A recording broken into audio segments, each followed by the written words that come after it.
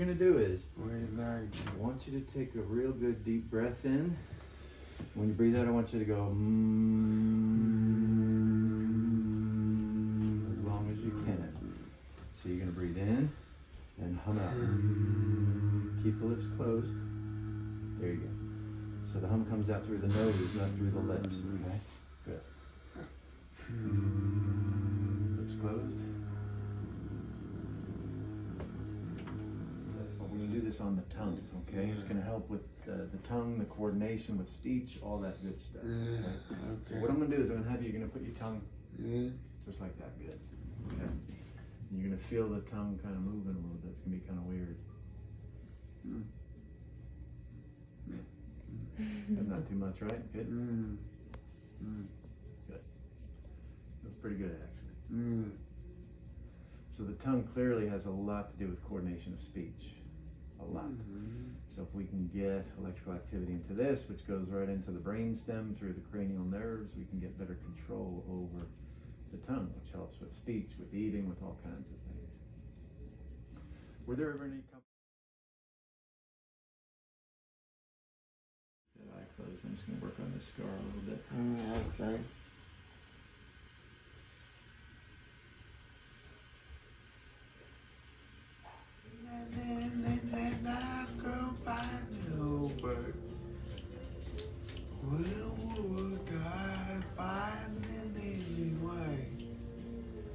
Take it away.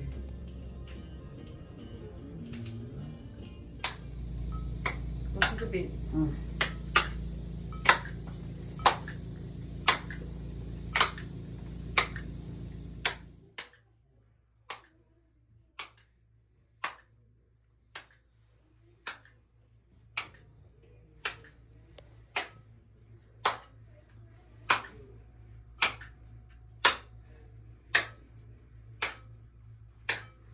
Slow it down a little bit.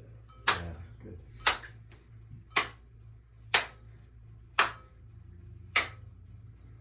Good job. Right now. All right, so what we're going to be doing here is we're basically going to take all the findings of the test that we did yesterday, and we're going to try and make some sense out of it, and then also what it means with the type of rehab that we can do in order to see improvements in the areas that we're struggling. Okay. So we're going to start off with just analyzing his balance. So we were using a force plate.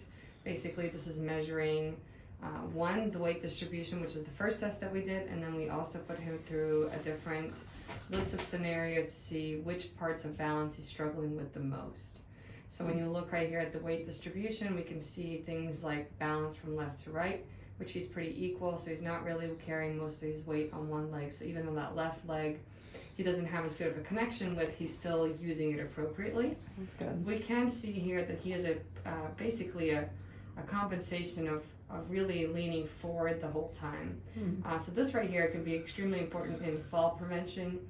So when we know that he is struggling with kind of A to P is what we would call an anterior-posterior balance. That's the type of balance that we would challenge him, right? So that's where we're putting him through the types of tests where now the side to side is something that we know he's in the clear with. Okay. All right. So we definitely want this more equal. Okay. So typically when we have an anterior center of balance, when we are leaned forward, it's because we think we're leaning backwards. And that has to do with our inner ear canals, which is our vestibular system. And you'll see that that is a part of the brain that he is also struggling with. Okay. So if our perception is that we're posterior, we're actually going to lean forward in order to make up for it. Okay. Right? So then we go ahead and look through the different scenarios.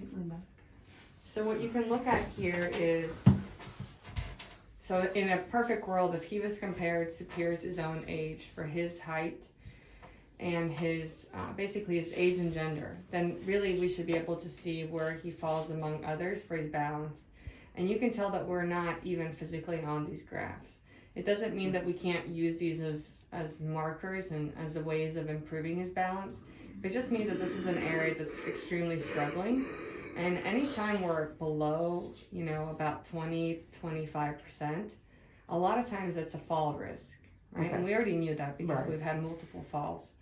So the things that we're really going to focus on is largely fall prevention, because if we add another brain injury to this, that's when we can have second impact syndrome. So we just really want to be careful, because there can be a lot of inflammation in the brain once we've had a trauma like he has. Okay.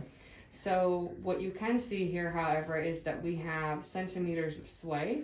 So we can actually see and measure how much he's swaying, so that at the end of the day, when we're done with the program, we can still retest this and see differences, even though we don't have these percentages. Okay. But what you can see is there's a huge change in the amount of sways from, this is with his feet together, with his eyes open. Here he is with his eyes closed.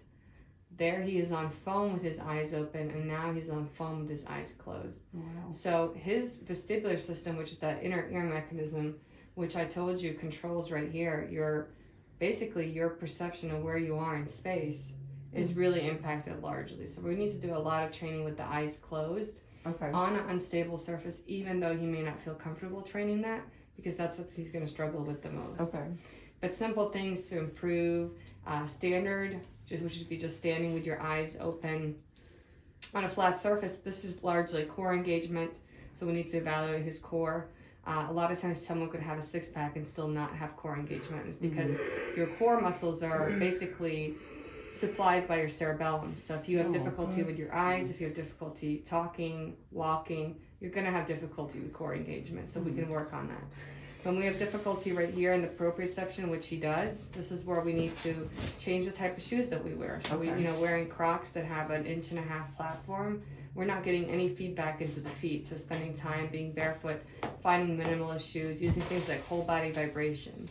Okay. The visual system is where we're basically going to be doing things to make sure that the eyes are moving appropriately. So he's having a lot of additional eye movements when his eyes should be still. So his input from the environment is throwing off his balance. And so that's where we do things like gaze stabilization. And the vestibular system is just that. We practice basically knowing where we are in space. So being on a surface where we're not using our proprioception, our perception of where we are of our feet, and using our inner ear mechanism. So by challenging his balance in that way, those things are going to improve. But all of these systems still feed information to the system. So typically we can definitely see improvements in these areas. Okay. On top of that, you can even see the amount of sway that we have and in which direction. So there really doesn't seem to be, obviously a little bit to the right. This is more to the left.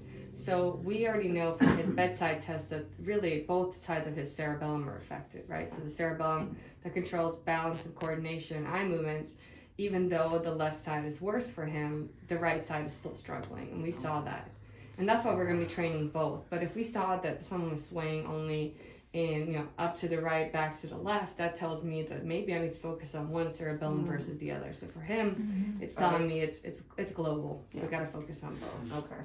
We can bias the side that's struggling more, and that's what we're going to do, but we still need to train both. Okay. So then we go ahead and we're going to take a look at his eyes. So, let's see. I'm just going to pull it up again. Tends to freeze a little bit. So what we did with the eyes here is we use these goggles right here, and basically we put goggles on that have infrared cameras, and we're looking at the eye movements. The eyes tell us a lot about the brain, so even though you may see that the eyes can't track to the right, even though we care about the fact that the eyes can't track to the right, it also tells me that certain parts of the brain aren't working as well. So they're really just a test within the brain itself. So it gives us more information than what we physically see. And that's why after any traumatic brain injury, you'll always see changes in someone's eyes.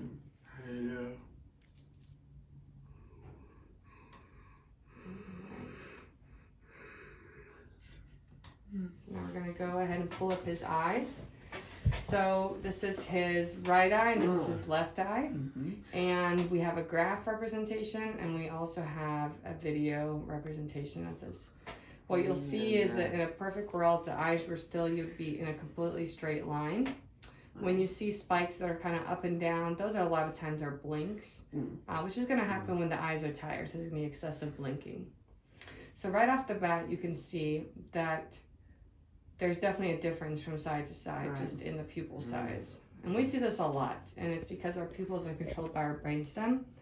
And based on our injury, sometimes we will see changes like this. So basically that tells us to really evaluate the top part of our brainstem, which is called the midbrain.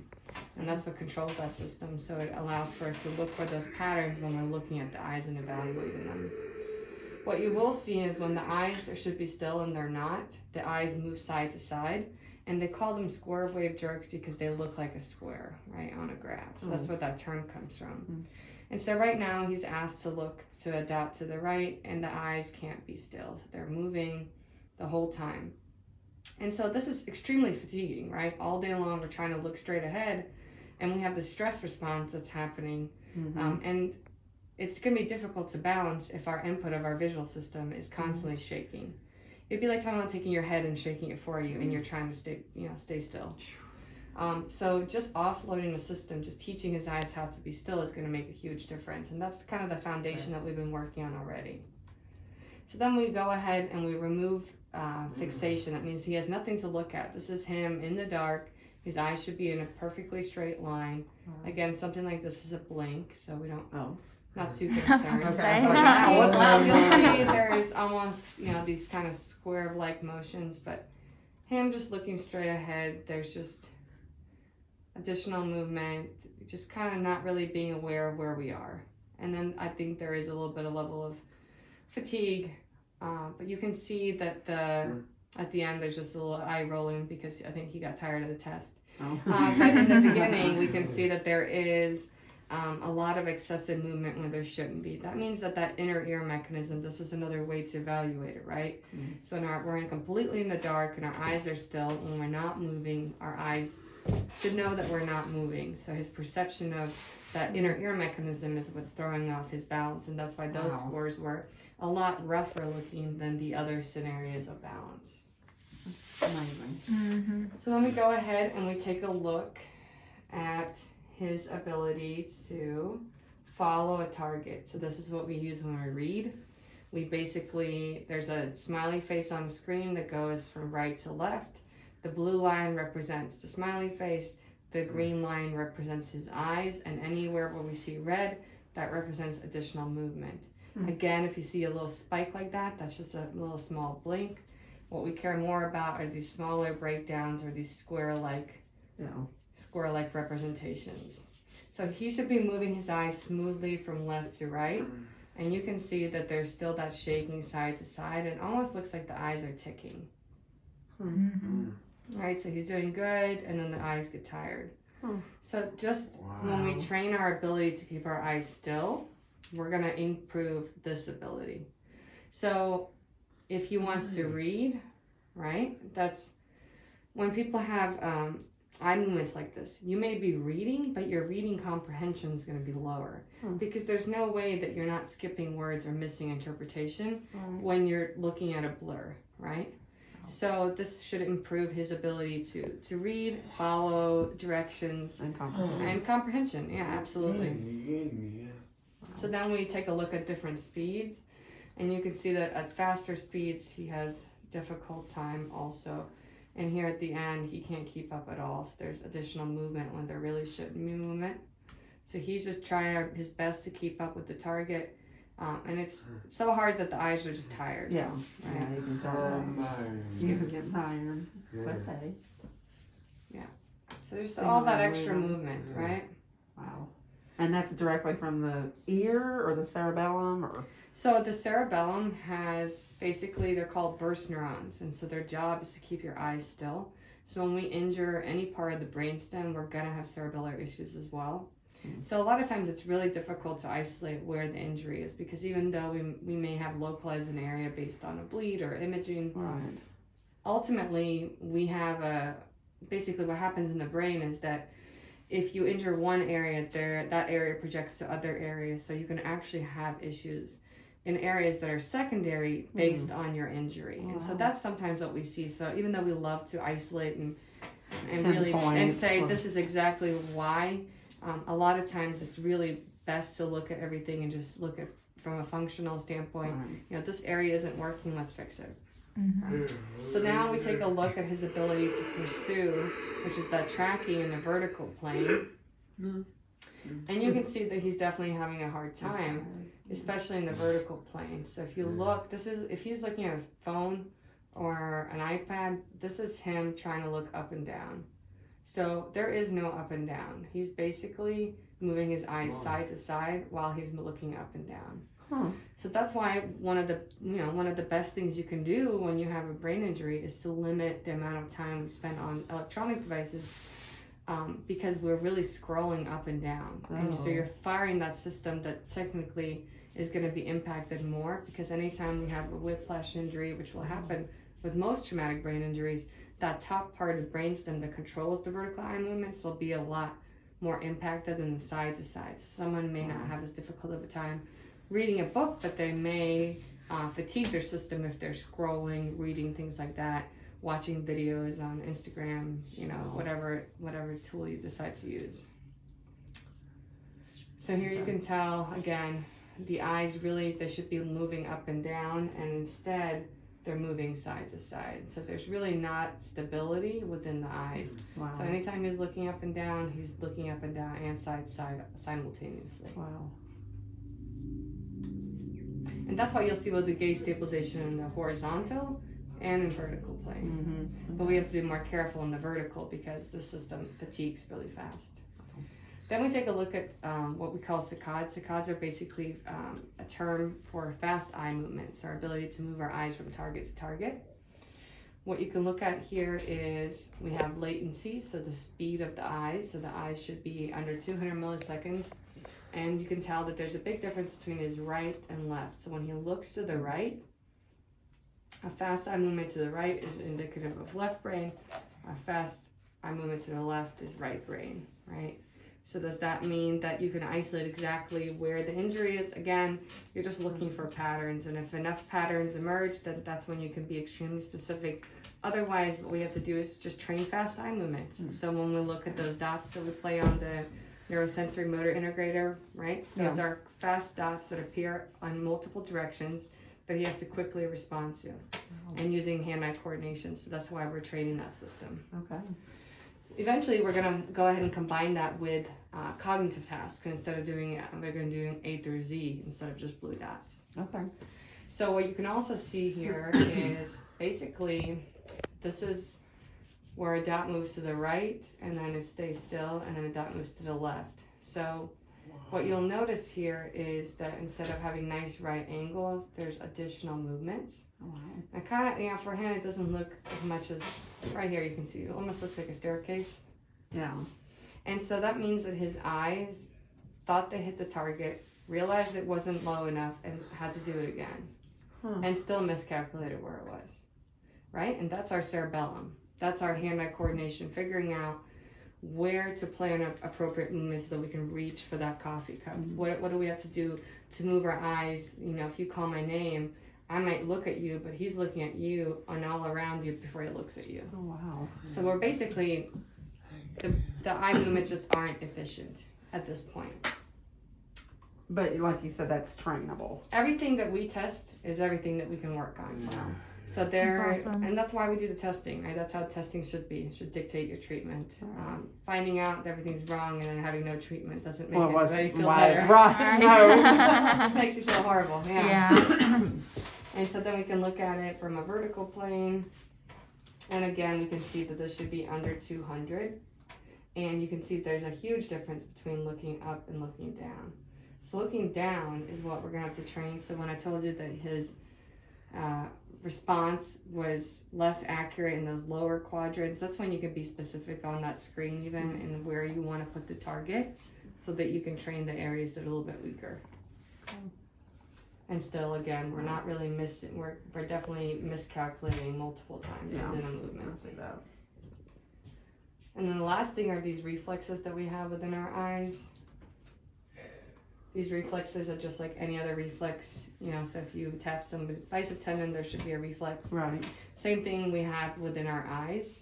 So these reflexes, there's just basically, they're showing fatigue, so these should be nice. I kind of describe as like nice blades of grass. They should be up and down, nice spikes. What you see instead is that they go up, they go to the left, and then they slowly come to the right, and then go up to the left and slowly drag. So they're just tired. And the more we do them, the more responsive they are. So you can see these ones are more appropriate, but they're still fatigued because it slopes and then it comes, and slopes and then it comes. So these are what basically what happens when you look out the car window. That's normal, right? There should be a reflex. When that reflex doesn't work really well, it just doesn't send appropriate signals about where we are in space, and it can be kind of overwhelming. So a lot of times with social anxiety, a lot of times it's the reflexes. Because there's people moving around and their brain can't figure out what's going on. Can he feel like his eye do that? Actually, when you do the testing yourself, you can feel your eyes move, because I'll show people what it's supposed to look like. So it's a subconscious reflex. So unless you're made aware of it, you wouldn't notice it. Yeah. Next time you look out the car window, you'll notice, you'll feel it. So again, now we're looking down. The down and up are usually a lot smaller in amplitude, but you can tell this line is definitely pretty flat. And then there's again some pretty severe levels of fatigue. And then his up is, again, barely any response, a pretty flat line with a little bit of a response.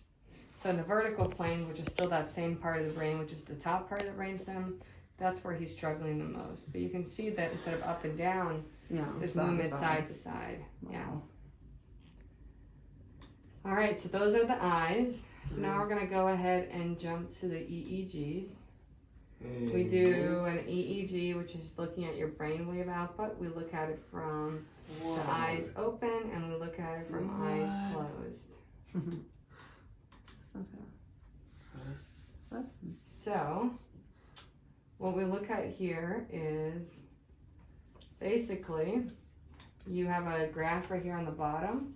This is a normal graph, meaning in a perfect world, the maps here would be gray, right? Now, no one's perfect, so most people were happy if we're not in the dark greens and not in the dark blues and the dark reds, right?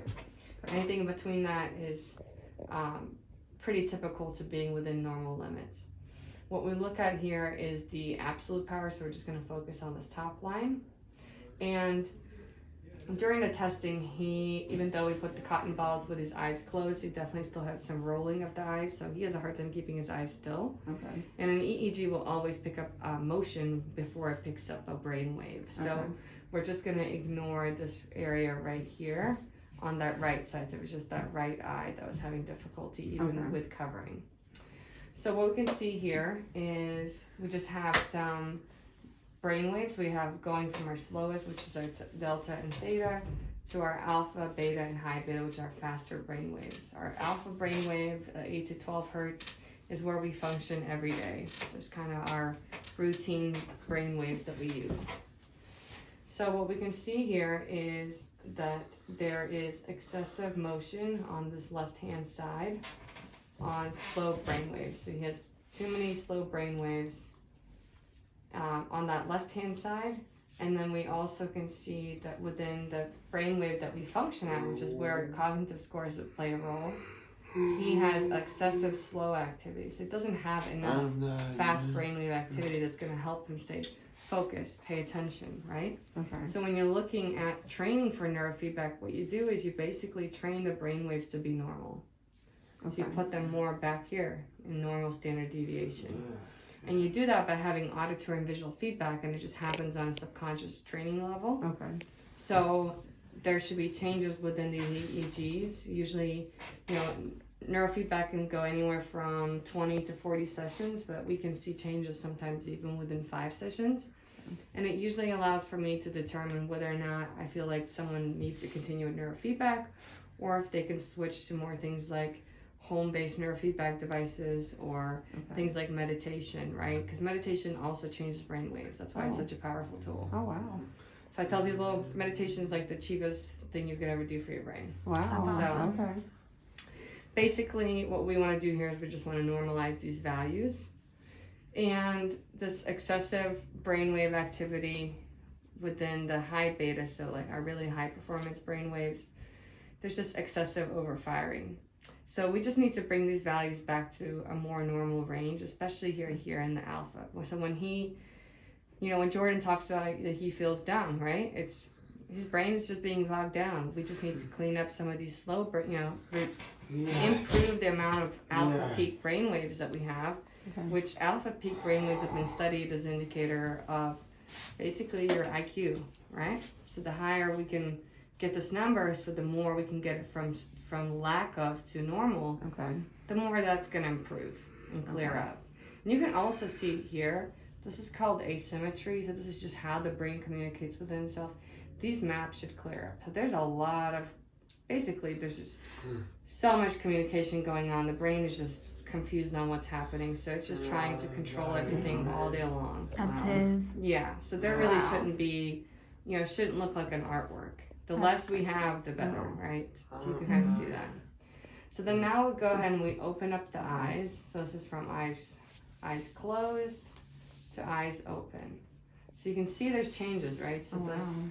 this right here is because of the eyes moving. So when the eyes are moving around, like I told you, it's going to override the brain waves.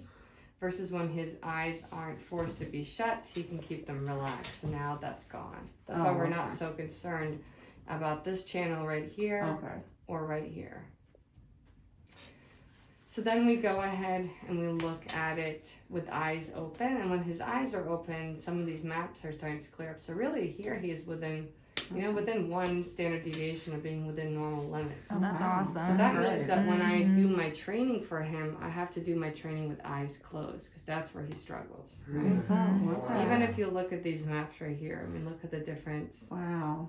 That's amazing. awesome. Yeah. Right, so that's what they should look more like. Like there's all this to start clearing up. So we're going to be doing eyes That is closed training for unbelievable. sure. So that kind of helps me determine what kind of a neurofeedback training we need to Wow. do for him. That's unbelievable. Mm-hmm. What we can also look at is when we get these images, they also come through what's called S. Loretta imaging, which is where when you look at certain brain waves, it can show you that when we have additional miscommunication in these parts of the brain, we know where someone may struggle. So that doesn't mean that they fall within all of this, but this tells you which areas of the brain to focus on when you're doing your rehab and what some of the issues they may have, right? Mm. So obviously because you have been, around him over the past year of his injury, maybe you've noticed changes in his personality, things that he didn't used to struggle with, but that can come up because of the injury. Hmm.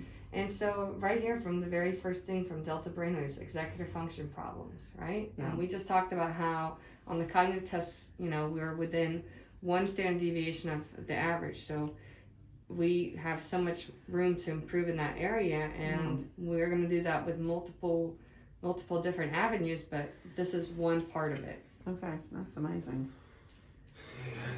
So all of this is going to be posted online, so you're going to have access to it. Okay. And then all of this dictates basically how I decided what we needed to do today and what we're going to be doing the rest of the week. Okay. So our goal is to see changes in all this testing. Yes. So what's all the absolutely. red and yellow? So basically, just like in this last image where we saw that red meant too much activity, Mm-hmm. you can see the same for S. Loretta imaging, meaning that this is the slowest brainwave, so there's excessive amounts in these parts of the brain, which control these, which if you're having difficulty with excessive slow brainwaves there, you may struggle with this. Mhm. That's basically how this works. Right, so, and sometimes when we look at the lists, they look familiar to us and you'll find patterns within yourself, but it doesn't mean that he's struggling with all of this. Yeah. That's what some people kind of fail to understand. They get so caught up with everything, but things like aphasia, we are struggling Right, with we are speech, struggling right? with that. So we're just gonna hopefully start clearing out some of these maps so that the areas of the brain that are affected start working a little bit more effectively so that we have less struggle in those areas, right? Just kind of Sounds deloading great. the system a little bit. That sounds great. All right, any questions? Do you feel like that he needs to do 5 days or 10 days? So with a severe TBI like his, typically, in a perfect world scenario, 10 days is what you'd want. But it also really just depends on how he's tolerating it, and that's what we're going to see after today. Okay. So, And then you can let me know what you think's yeah, best. Okay. absolutely. So sometimes, so the amount of days, obviously, the more days someone has, the better. But everyone's a little different. Some people do better when you do 10 days right away. Some people do better when you have 5 days And then then you break. go home and Yeah. you do home rehab and then you come back and you do another 5 Because is days. it just too much? Yeah, it on just 'em? depends on someone's tolerance. Okay. And so after today and how he handles basically his rehab and his level of fatigue, what he can handle is going to help determine how much stimulation and brain rehab he can handle at one time. Okay. That makes sense. But definitely when it comes to like a mild traumatic brain injury or concussion, that's usually when 5 days is like a good amount of time to really move things in the right direction. For a severe TBI, 5 days is enough for us to figure out what we need to focus on, set up a home rehab, get the tools in your hands. So it's a little bit of a different approach, Okay. but we definitely should still see changes. It's just that when it's a global injury, it's very different than a simple mild concussion. Right. But he's made so much recovery already. There's It's looks beyond very amazing to optimistic. me. Yeah. How far from the outlook that we were initially given to where he is Absolutely. amazes me. Hey, one in. Yeah, you're All right right. there, buddy. So what we're gonna do now is we have one more session left. Hey, man. Look, North Carolina really. West Virginia, Birch. Hospital, save me. Yeah. Apex Brain Center. Apex Brain Center. Deep, I'm a god. Do you like it? Yeah, we like it, yeah. Freak. It's awesome. Yeah, And show them what they gave you today. yeah. Where's your Look. I'm funny, man. shirt? Not that shirt. This one. He has to figure this out tonight and wear it tomorrow and tell him what it equals. Yeah. And there's the back of it. Look. Yeah. Look. And then what is this? Protein powder. Is that the protein powder? Yeah, I think. This, they gave him some protein powder to help. Bitch. Fish oil. My. No, not my fish oil. And then some more things to help with the brain.